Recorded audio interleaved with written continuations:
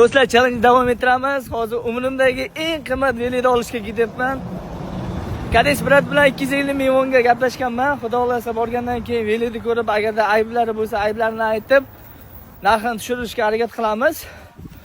Asl narxi velikga shu 900 ming atrofida. Qani, qancha foyda qilamiz, nima qilamiz? Video davomida aytib boraman. Qaracha aytilgan joyga keldim. Hozir endi asta pastga tushib, brat yashaydigan joy lekin asha zo'r ekan. Birinchi etajga tushsang dedi. Mana ko'rsang bo'ladi.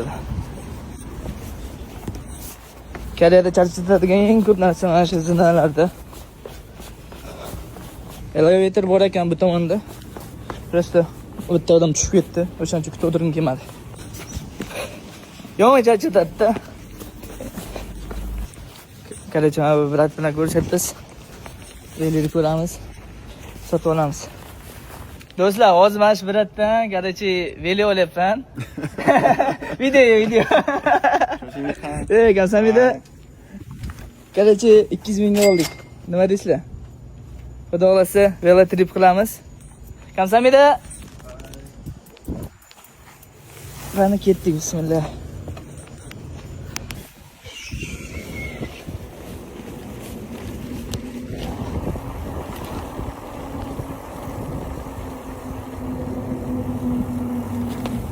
Do'stlar, velini 200 millionga oldim. Xudo xolasa sal ustiga qo'yib yana sotamiz, ozgincha minamiz. Agarda sotilmay qolsa, shunaqa gaplar. Ha, charchamaydi do'stlar.